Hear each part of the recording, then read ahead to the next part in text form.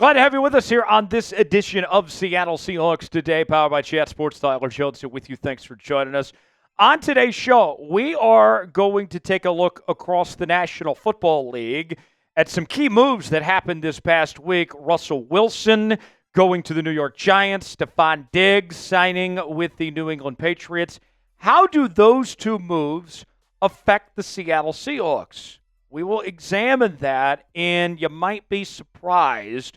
We'll go over all of that and more coming up in just a matter of moments here on today's program. Before we do that, folks, we are doing a sub-battle from now until the start of the NFL Draft with a couple of NFC powerhouse channels here at Chat Sports, the division rival 49ers report, the Cowboys report. Nobody likes the Cowboys.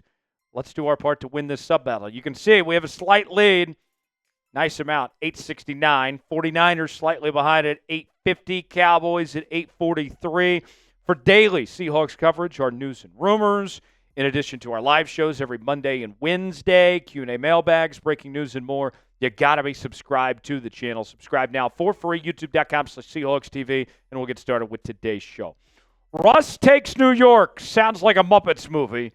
As Russ begins his new chapter after one season with the Pittsburgh Steelers, he is joining the New York Football Giants on a one-year deal that's worth up to $21 million. And he heads to this Giants team that's very desperate, coming off a 3-14 campaign. The quarterback room now includes him, along with Jameis Winston, Tommy DeVito.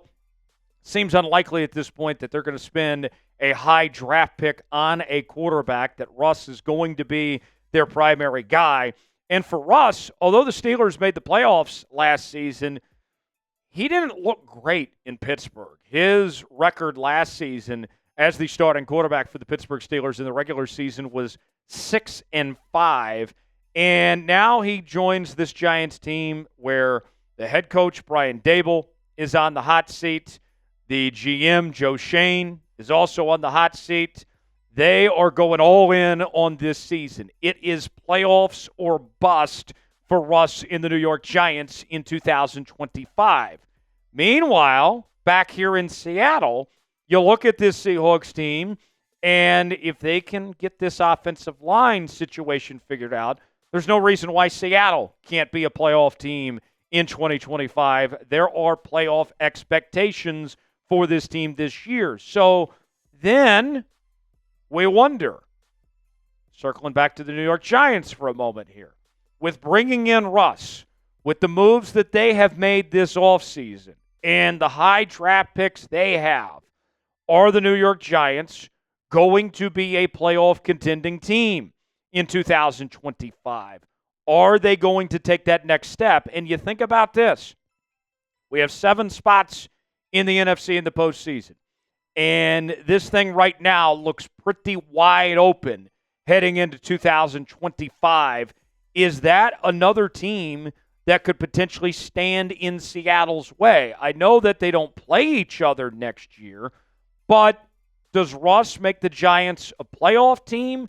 And do they win enough games where, because they are a new team in the mix, essentially, could they keep Seattle out of the playoffs?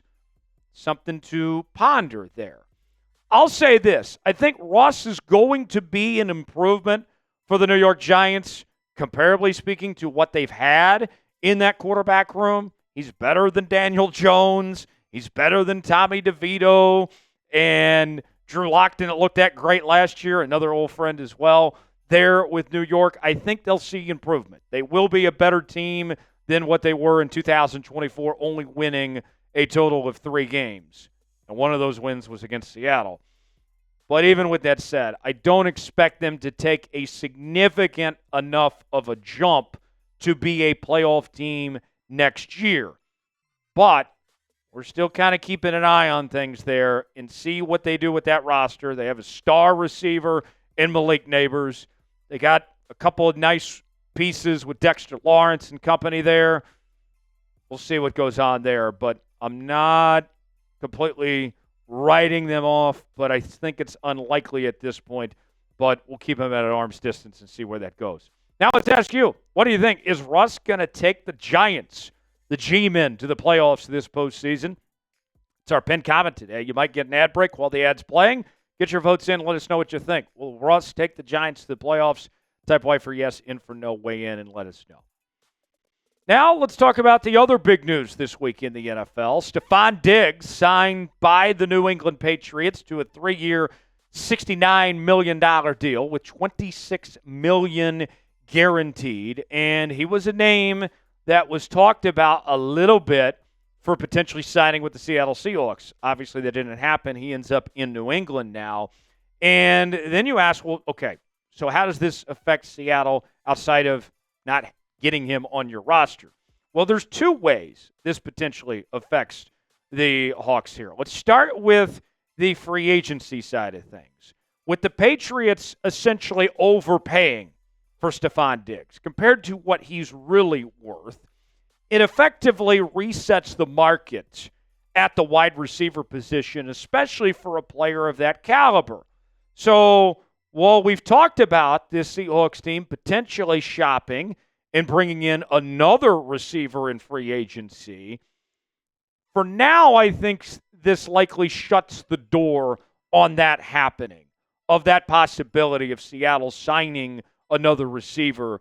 And I think the attention now shifts if you're going to bring in another receiver to the draft. Stefon Diggs going to New England, previously with the Texans, the Bills, and the Vikings. He's had a very good career, a 4-time Pro Bowler, a first-team All-Pro, led the NFL in receptions and receiving yards in 2020. He is coming in off of a season-ending injury. I think Drake May is going to be thrilled to have him in town because you look at the numbers prior to the injury. Stefon Diggs had been very good.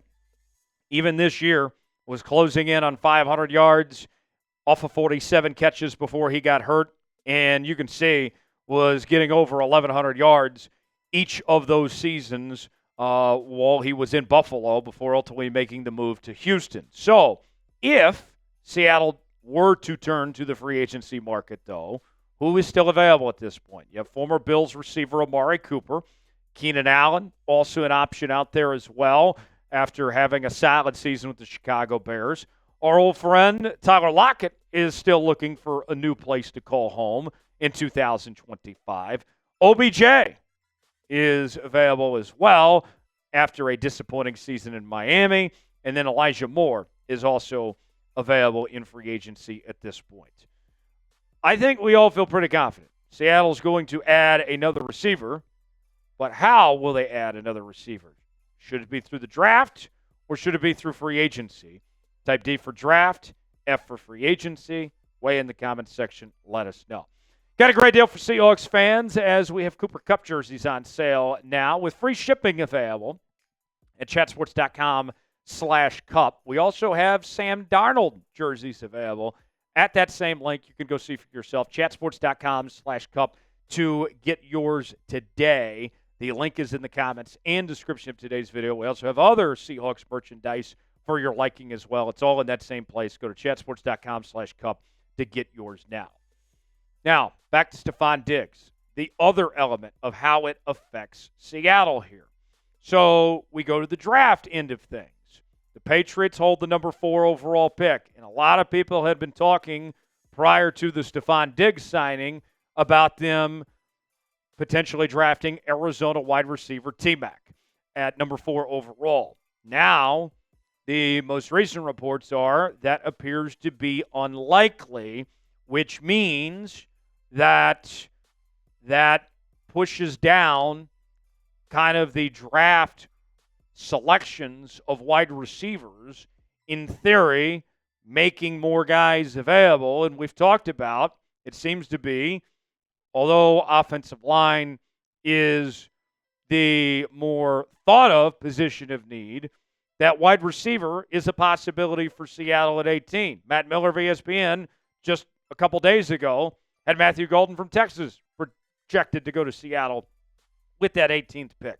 You look at Mel Kiper's big board of the top wide receivers, and I personally am not too fond of the idea of drafting a first-round receiver, but let's just say for all intents and purposes, who could potentially be available if T-Mac doesn't go at 4? You got Travis Hunter, who I think is more of a corner at the next level than a receiver. T-Mac is your number 2 receiver in this draft. I think Hunter, by the way, is probably going to go within that top 3. Emeka Ibuka, the Ohio State wide receiver, great teammate. I got the chance to meet him at the Cotton Bowl. Very impressed with him. He's the number 3 receiver in this draft, according to Kiper. Then there's Matthew Golden, who we talked about earlier in the week with that Matt Miller mock draft, projected to go 18 to Seattle right now, according to Miller. Luther Burden, also an option there. He's the number 5 receiver in this draft, although his stock has started to fall a bit.